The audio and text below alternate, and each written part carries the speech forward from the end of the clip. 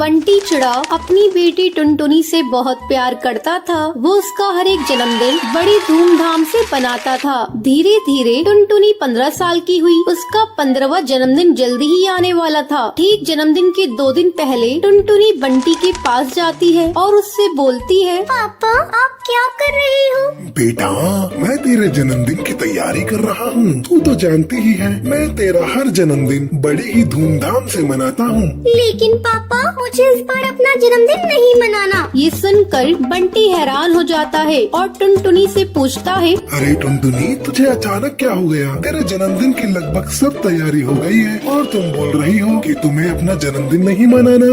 ऐसा क्यों बेटा? मुझसे कोई गलती हो गई है क्या? नहीं पापा आपसे कोई गलती नहीं हुई है। तो फिर बेटी मुझसे नाराज हो क्या? नहीं पापा मैं सारी दुनिया से नाराज हो सकती हूँ लेकिन मैं आपसे नाराज नहीं हो सकती। आप तो मेरी जिंदगी हो। मैं आपसे नाराज कैसे हो सकती हूँ? मैं तो माँ से भी ज्यादा आपसे प्यार करती हूँ। चलो अब मैं सोने जा रही हूँ। बंटी सोचने लगता है, कुछ तो बात है, टुनटुनी को कुछ तो हुआ है, वरना वो अपना जन्मदिन मनाने से मना नहीं करती। उसके चेहरे को देखकर लग रहा था जैसे उसके मन में कुछ चल रहा हो। खैर अभी तो वो कुछ नहीं बताएगी। जन्मदिन वाले दिन टूनी टुनटुनी के पास जाती है। बेटा तुम्हें क्या हुआ है? तुम क्यों अपना जन्मदिन नहीं मनाओगी? मुझे कुछ नहीं हुआ है। मैंने एक बार कह दिया ना मैं अपना जन्मदिन नहीं मनाऊंगी तो नहीं मनाऊंगी। अब जाओ तुम यहाँ से, मुझे सोने दो। ठीक है बेटा मत बता। अगर तुम मुझे अपने मन की बात बता देती तो तुम्हारा जी हल्का हो जाता। माँ तुम जाओ यहाँ से, मुझे सोने दो।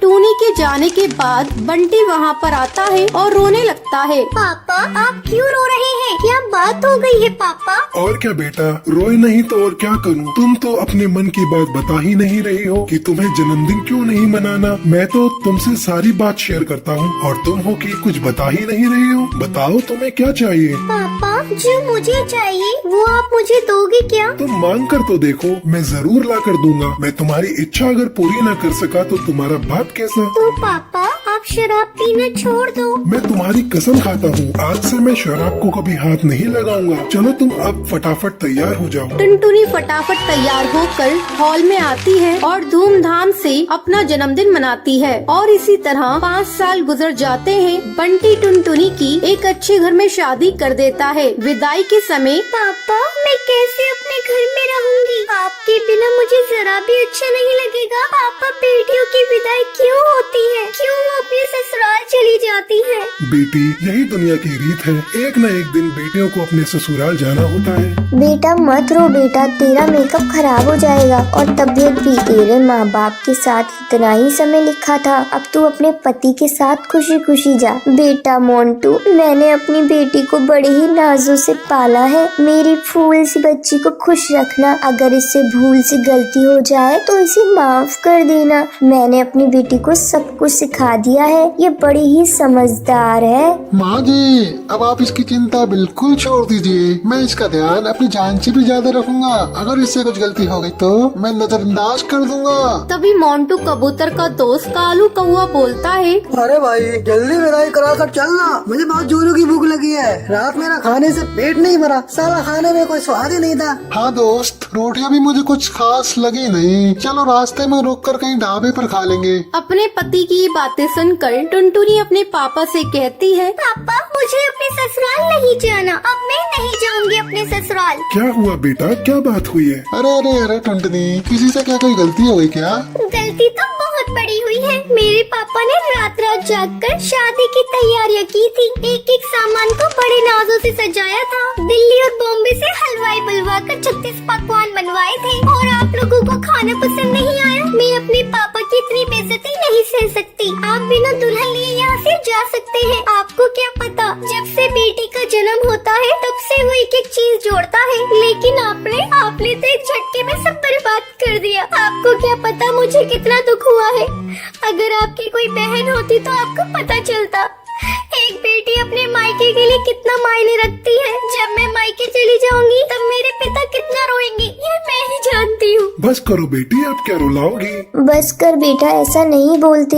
नहीं माँ, इन लोगों को असलियत का आईना दिखाना बहुत जरूरी है। ये लोग मेरे पिता की बेइज्जती करते रहे और मैं सुनती रहूँ। माँ मुझ में कोई कमी नहीं है और मेरे ससुराल वाले खाने में कमी निकाल रहे हैं। तभी टुनटुनी की सास वहाँ पर आती है। अरे बहू, क्यों बात को पतंगड़ बना रही हो? मुझे तुम पर गर्व है। मैं यहाँ से बहू नहीं बेटी लेकर जा रही हूँ। तुम मेरे बेटे को माफ कर दो। टुनटुनी, मैं तुमसे माफी मांगता हूँ टुनटुनी, मुझे माफ कर दो। मैंने सब अनजाने में बोल दिया था। मैं तुम्हारा दिल नहीं दुखाना चाहता था।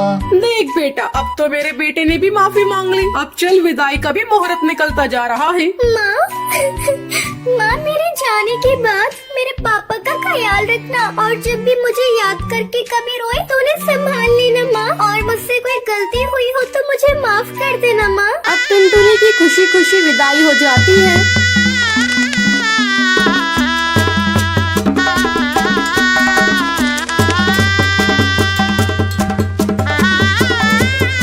टुनटुनी के चले जाने के बाद बंटी चिड़ा टूनी से कहता है, बेटियां कब बड़ी हो जाती हैं पता ही नहीं चलता। हाँ जी, देखिए ना, टुनटुनी के चले जाने के बाद पूरा घर सोना पड़ा है। लेकिन उन्हें एक बात की तसल्ली थी, टुनटुनी का ससुराल बहुत अच्छा था। तो ये थी आज की कहानी। क्या आपको पता है टुनटुनी अपना जन्मदिन क्यों नहीं मना रही थी? अगर आपको पता है तो आप हमें कमेंट करके जरूर बताएं। अगर आपको ये वीडियो पसंद आई हो तो लाइक, और ऐसी कहानियाँ देखने के लिए मेरे चैनल को सब्सक्राइब